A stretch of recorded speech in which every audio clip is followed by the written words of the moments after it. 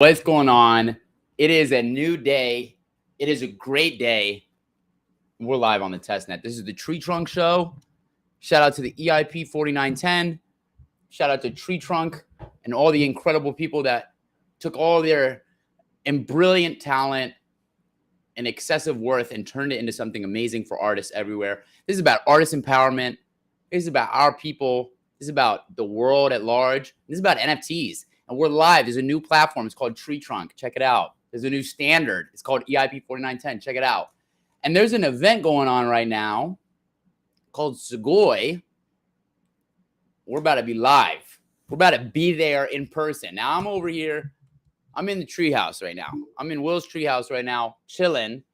We got some artists coming that are going to join us for this amazing opportunity, this amazing festivity. And it's going to be incredible. So I'm going to bring on, we have an amazing guest. I can already see that we have Dilek Sezen here with us, one of the incredible artists on TreeTrunk. Dilek, I made sure that I put on my best attire for you today. Oh my God, I love that. I love that. That looks like a Mondwar skull. Yeah.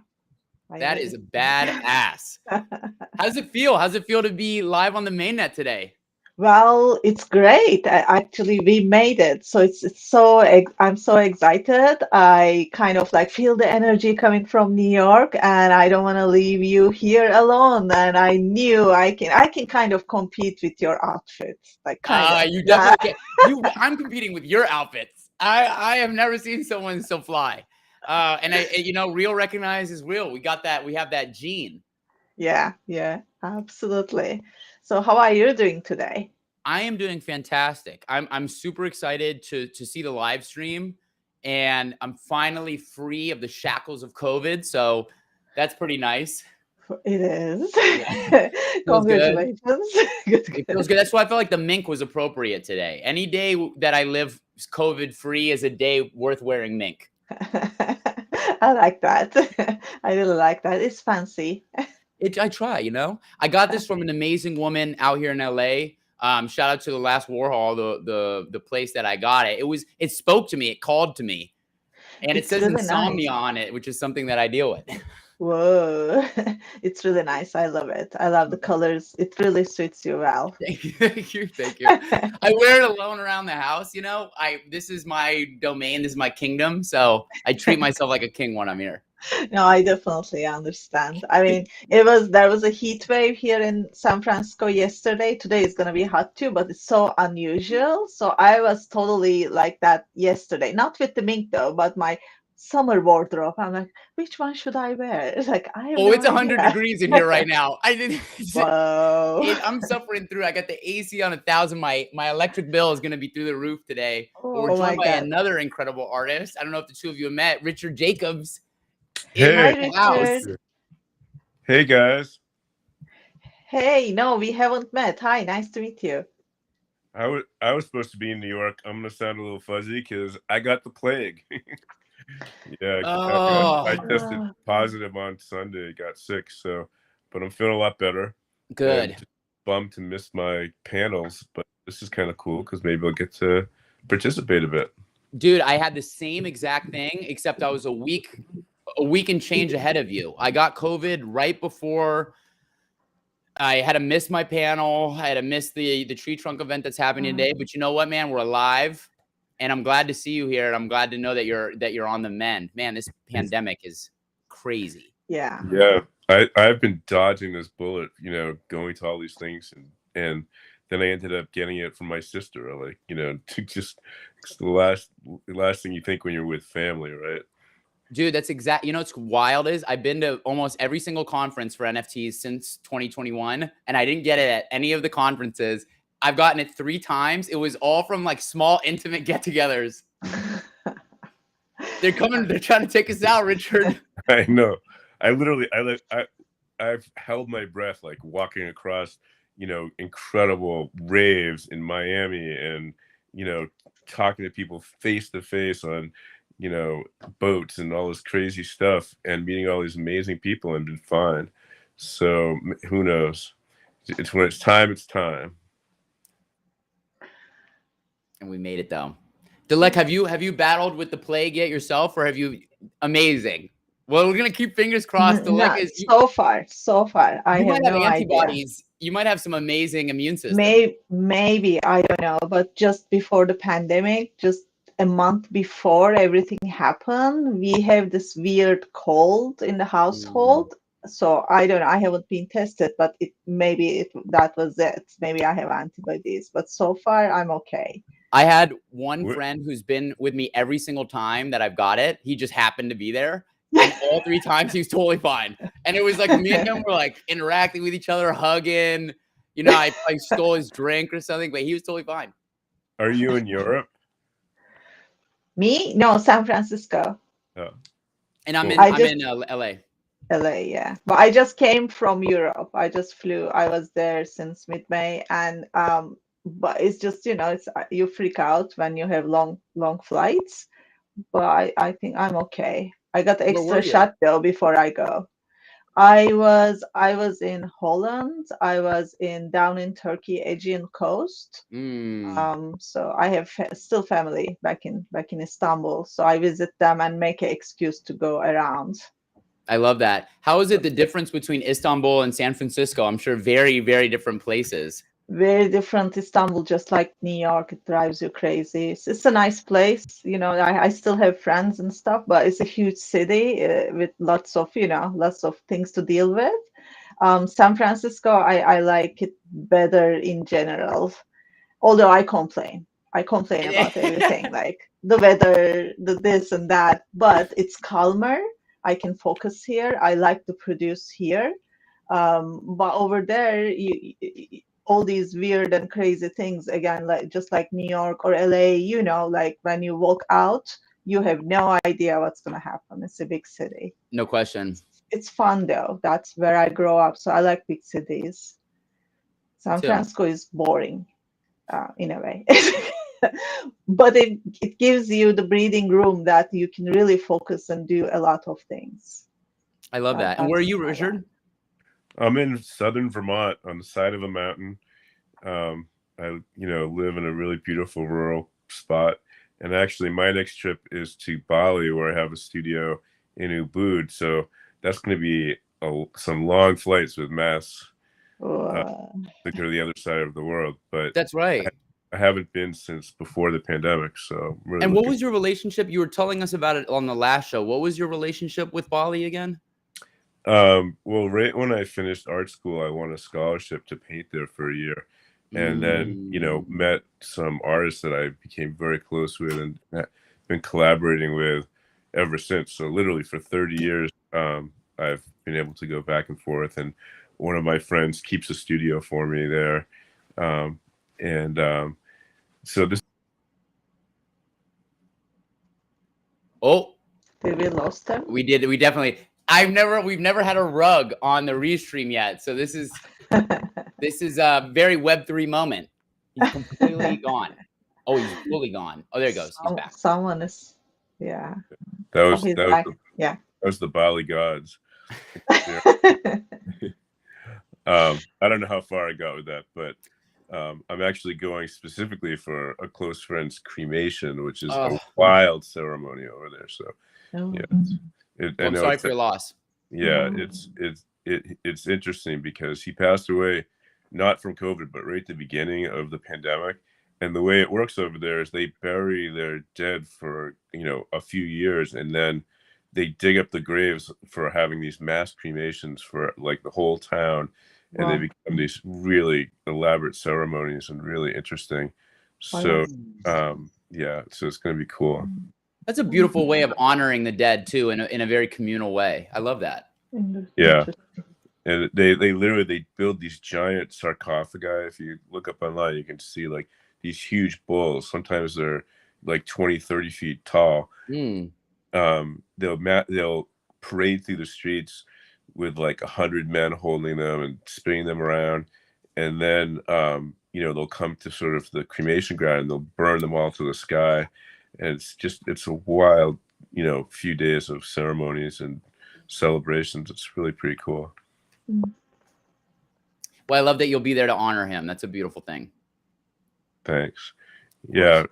And it'd just be good to get back to my studio. So what are we doing? Are we waiting for to be zoomed into the live chat? I don't really. Well, right now we're just chilling. It's fun and to chill. yes, I think we're hanging out until we go live with the live stream. But while we're doing that, let me quickly go to TreeTrunk.io. We can pull that up while we hang out. Let's see what's going on the site. Looks like there's a lot of traffic on it right now. Oh, That's here we go. I mint my piece finally. I did. You said you minted it now? Yes, I minted yesterday. Yeah. Okay, here we go. Yeah. Let me grab both of your pieces that are up, if that's okay with both of you. Sure. And then I will share that on stream, and we can look at you all's art and show people. Wow, I love the name, Richard. Soul Retrieval. Present, past. Oh, there's multiple. Oh my God, these are amazing. Okay, hold on. Are you cool with that, Richard? If I show these on the stream? It's a triptych, and I was originally going to do it as a video as one, but it worked out better to just show them separately. So they kind of meant to be together, but they're being sold separately. Try to figure out a way I'll probably switch through them quickly so that we can give that that aesthetic. And then let me get Dilek as well. We're a triptych right now. The three of us. This is, I love that you both have three pieces. Oh, do That's amazing. This is the second time. Dilek, you and I have the most synchronistic luck. So, Richard, the last show that we did 2 days ago, we were here with Diego Berro, and both him and Dilek both did art around trees. And so they had these very contrasting styles, but it was so fascinating. It was like so serendipitous. Yeah. Did you do it sort of specifically for TreeTrunk? Yeah. That's great. Yeah, I did specifically for them. I wasn't sure what to do, so I did go ahead and search and find a quite interesting discovery that there was a ancient tree. They find a fossil, I think in 2017, sometime like that, in China, in a rural area, and the tree was the only plant known. Didn't have regular circles in the tree trunk. It created a tiny micro trees inside the body, and it grow a completely different way than any other plant known. And it's just like the exact structure that tree trunk has it. So I designed based on that real fossil pattern. That's cool. Here we go. We'll start with Dilek. Oh yeah, these are beautiful. That's part 1. That's Futuro 2. And that's Futuro 3. That is unbelievable. And we're gonna go backwards now. Bang. Yeah. Bow. The body is the blue part is the actual pattern. Then I use the other elements, like the yellow part is a resist part of like a data the computer part, and then the chords, all these mechanics around it and stuff like this. I don't know. You do a beautiful job with the shadows, creating depth. Thank you. I did sculpt it. It's 3-dimensional. Because I am a sculptor, that I have a fine art degree in pottery and sculpting. So I like form better. So I create the form and take a shot from the form instead of doing painting or 2D. Do you know an artist named Charles Long, by any chance? No. He actually lives in LA. Shows at Tanya Boddicker Gallery in New York. Somebody definitely look up. He's a contemporary of mine, a really great sculptor. I think you would love this work. And I'm not seeing your sculpture, but from your paintings, I just have the feeling. Definitely, I look at it. Yeah. I love 3-dimension, yeah. And here we go. Let's pull up. Now, these are Richard Jacobs. We'll start with the past. We'll take it to the present. and then we'll go to the future, and then we can start back with past if you want to talk about them. Godly. Yeah. So you know, they're hard to see quickly because there's a lot of abstraction. There's a lot of mix of basically different things that I've done for years that I'm now sort of taking some of the strongest moments out of several different paintings. So it's kind of fun for me. Like that background came from 2 or 3 paintings that I know well. The face, sort of elements, the portrait elements in the kind of moon or circle there, just come from all kinds of elements of my more figurative work. So it's fun to be able to mix and match and put things together digitally to create like a digital structure. So all 3 pieces, have a digital structure, but the actual not all, but most of the imagery comes directly from my oil paintings. And again, they're kind of slow to look at, which I try to think about. Like if we look at the present one, especially the one, they're just in the middle. If you blow this one up, you can see so much texture from the paint, and the actual print in the middle, which is a self-portrait, is from a woodcut that I created in Bali, but it's printed in snow in Vermont. So when I do these snow prints, they're really ethereal, kind of like the cremation I was talking about, where the art is burned to the sky, the snow just melts into the ground. I mean, the dye melts out of the snow within like 2 hours. You can see no color left but the imprint. So I've been making these prints for years just to do them and photographing them, never really thinking about it. And then when NFTs came along, I was like, wow, that's a way to make my snow prints permanent.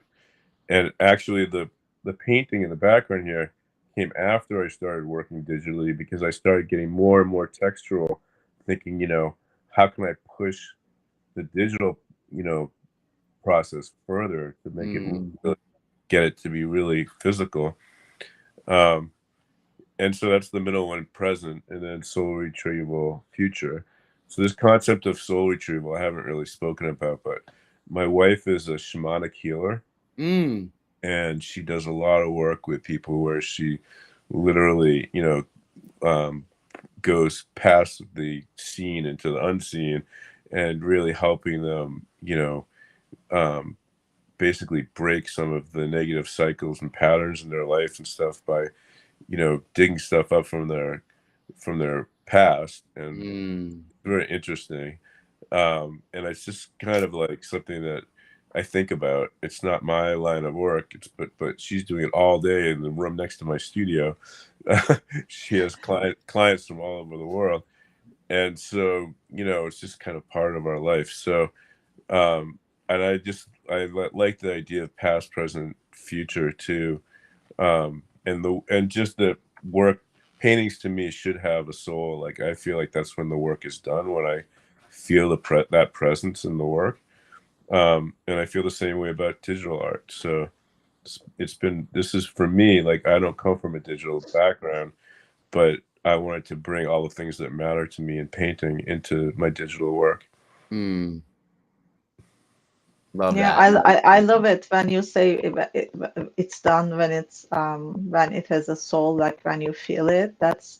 I really love it, because I remember years ago there was a class and there was a student in an art class, and she was insist to understand when it's done, like she needs a rule for that, and there's no rule for that. You just feel it, but it's hard to explain. So you put it beautifully. It's just you feel there's a soul. It's really true. Yeah, there really is no rules in art. And sometimes I work on paintings for years. Like I'll rework something that I started 10 years ago, and then all of a sudden, it starts to breathe. Like it's crazy. You just when you feel it, and when the work, when you're not questioning it anymore, it's like not allowing you in, like there's just nothing left to do. And it's not because you fill it all up, it's because it's a moment where, even the imperfections are perfect. It's just weird. I love that. Even the imperfections are perfect. That is a hell of a good quote. That's coming out of my COVID fog. I got some good clarity from the COVID fog. I'm not gonna lie. I had some moments. I had some nice moments. I usually deal with like some degree of anxiety, but when I was so sick that I didn't experience it anymore, and I realized like there a clarity comes with being sick. Like it roots you so much in the present. And they say that a healthy person has a million dreams and an unhealthy person has one. Nice. I felt that. Yeah. But I couldn't sleep for 4 days. I wanted one thing. I was thinking about when I was younger and I was having difficulty with anxiety. My dad said to me, you know, your weakness can be your strength. Like if you can master this, if you can understand it, it can be like fuel. And if you can recognize and, you know, it can what's happening to you and learn how to function with it, you can actually be stronger than someone who doesn't have it. You know, so it's no longer like your weakness, having anxiety. It's something that you harness and, you know, makes you stronger in your life. So, you know, I don't know. I just feel like don't let that, you know, slow you down. As a matter of fact, just recognize it as like your special gift of sensitivity and work with it. I appreciate that. No, that was like a part of the COVID fog. It was like, oh, this is this is a double-edged sword, isn't it? Yeah, no question. There's always these crazy silver linings. Like the pandemic was the greatest thing that ever happened to artists. You know, we always complain we don't have enough time in our studio, and suddenly, like, that's all we had. You know, it was great. Yeah. It's wild how that can happen. That the worst thing for one person can be the best for another. What a weird world we live. What a strange thing this thing called life is. I'm also curious where the live stream is, but I'm sure it's that kind of an incredible event that the technology is struggling to keep up. I'm gonna try and I had trouble getting into this again, so I'm not gonna try anything else. Kept asking me for the password, and I was like, I'm gonna throw up Dilek. I'm gonna throw up your piece, and I would love if do you want me to throw up the first, second, or third? Because I would love if you could tell people a little bit about it. Whichever you like. I love the third one. I am such a fan, the third one. I'm gonna try and figure out this live stream real quick. So, but please, because I loved hearing about it last time. Okay. Yeah, the third one is the most, I think third one is the most lively one between the three. The first one was I was discovering what was this pattern and what was this interesting plant that is not exist anymore. It was more calm and research, and this is the third version. I feel like it's coming to more it's more about flourishing, abundance, and how this plant can grow. And it's kind of like, in a way, interpretation of the TreeTrunk platform and the new contract they created, that 4910, I guess. I think that's in a way new possibilities and how it can grow. So there's all these different colors coming to the picture is more about being cheerful, more about flourishing. It's a little bit more flower in it, a little bit more color in it, and more movement. Dilek, we're losing your audio a little bit. Oh, really? Okay. Yeah, it's turned a bit robotic. Sorry about that. I don't know. I didn't do anything. It got way better. Whatever you just did, and if it was not, you just fixed it. That's the technology fixing part. Just get closer to the screen. Is there any part you are missing? It's about the more color and the movement and flourishing, like growing. That's what I was trying to create in the third one. The first and second is more calm and more like a hidden energy, like before this tree trunk goes crazy with the growth. that's, I think, we are all expecting to happen. It's funny how it has kind of like a floating water world feeling to it, but then you think, but it's like it's more of an invented atmosphere too, because it's not necessarily that. Yeah, it's like I felt like the first one when I did it, I felt like it's a creature in a way, but I couldn't pinpoint where it is, like what kind of creature, like, it was, I don't need to describe. I was like, okay, that looks like a creature, and I like water. Let's make it's between. It's something like between. I like I like the airy feelings. I think I whatever I create, I like more clean lines, even if it's all these textures. There's this airy feeling and cleanness. That's. Are you a jeweler as well? I'm a long time jewelry designer, but I kind of like stopped doing it quite a few years ago. But really, really long time I design high-end pieces. So all these intricate details comes from that. Yeah, But no, originally I study pottery and sculpture. it's Technically. funny because I've been a jewelry designer as a as a way of surviving for a long time, and so I was immediately picked up on that you absolutely had to have some kind of relationship to jewelry. Yeah, yeah. I did I don't know, like over 10 years definitely. I work with rare gemstones and things like this. Um it's a nice it's a nice market and a nice way of designing things. Very challenging. I like it.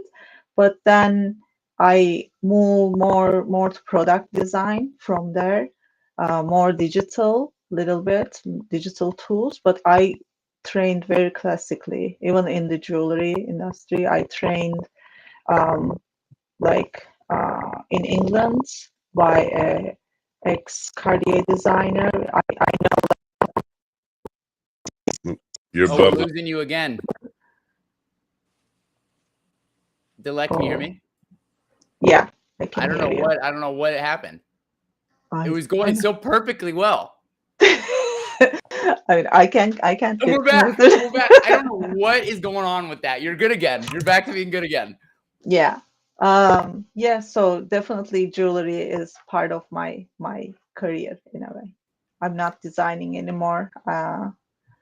I moved from high-end jewelry to wearables and the digital tools around 2011, 12, and since then, and then it ended up in Web3 and today NFTs.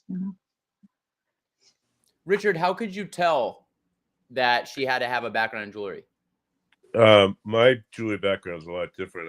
I was part of our relationship with Bali was that we started a little jewelry business where they had they do handmade work there, and so my wife and I were just drawing designs and giving them designs. It was kind of just a way to go back, and then we got picked up by one of the television networks, and we ended up being like a home shopping network design team doing those shows all over the world. But throughout like 30 years of traveling around the world selling jewelry and painting in my studio, I never actually picked up tools. I just drew. I just hand drew the designs. And even when they started using CAD programs, I would hand draw the designs and they would work from my drawings, and I would sit there and I knew exactly what they could do, but I had no idea how they were doing it. I mean, the CAD things are crazy because they can literally make perfect three-dimensional. So I've actually designed over 5,000 pieces of jewelry, which is just completely nuts for someone who's never picked up tools and actually worked with it. But same thing, we worked with, we had shows on HSN and shows in Canada and Japan and England, and just it was a crazy lifestyle to support myself as a painter, really, and support my family for years. Um, and I guess it's kind of funny because I used to deny that my paintings and my jewelry had anything to do with each other, but now I know that they did. Like even someone wrote a review saying that there was a gem quality to my paintings, you know. And so it's funny for me to see it in another artist. Like I looked at this work, and the second I saw it, I was like, this is a jeweler, you know. So I guess you just know because we've been through some of the same, you know, vibrations, I guess, in our what inspires our lives and our work. Yeah, details are like Yeah, like really, craftsmanship, craftsmanship. yeah. Like there's craft in art that people like forget about. So that's a really important thing too. Yeah. I love that. I'm trying to. Oh, sorry. More and more. Oh, please. Sorry. Go ahead and go ahead again. Sorry, it glitched out on my side. No. It's just I was being angry because it's the craftsmanship, like overall, is disappearing with the global manufacturing system. It's really sad. Yeah. Yeah. Hopefully things shift a little bit. Now I'm trying to give you guys a preview of what is happening at TreeTrunk. Oh, here we go. Hold on 1 second, y'all. We might actually have some action here.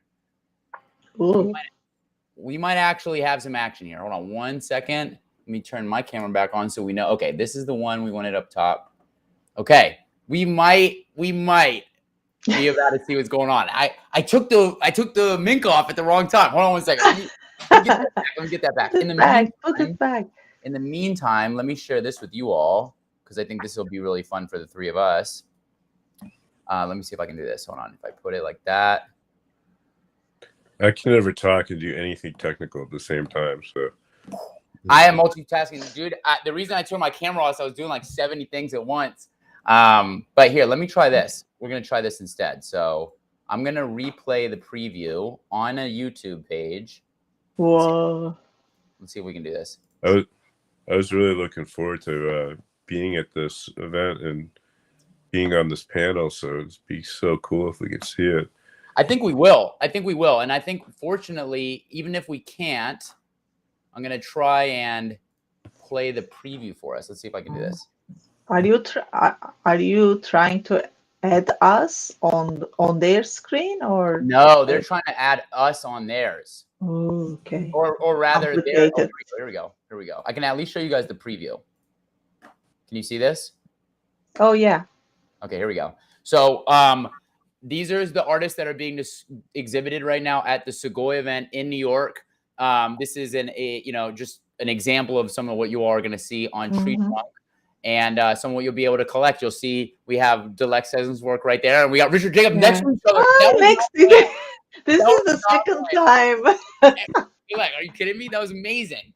It's like people will think we put this together intentionally, and I promise you all we didn't. That was unbelievable. I'm gonna run it back one more time. I'll let it play all the way, but yeah, this is what is being exhibited in New York right now at the SUGOI event, sponsored by TreeTrunk, brought to you by TreeTrunk, and also is available for purchase for anybody who's looking at this like, golly, you can buy it. It just requires some Matty. Yeah, we should talk about that and why TreeTrunk is so cool. I mean, what attracted me as an artist, having, you know, when I was younger, I was really into printmaking, and there's a lot of printmaking elements. I was telling you about the snow prints in my work. So the concept of multiples is really interesting, and always has been in art. And I think that the thing about this is that it empowers the artist and collector as entrepreneurs, because now the collector can, when you purchase, especially from the first generation of prints that we just put up, you then are allowed to create up to 10 more. In my case, my specific tree is 7 pieces.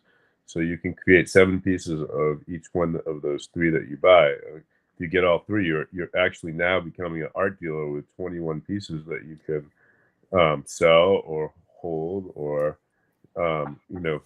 or put up at whatever price. And then when they're resold, you continue to get, as the collector, you continue to get royalties on the sales, and so does the artist.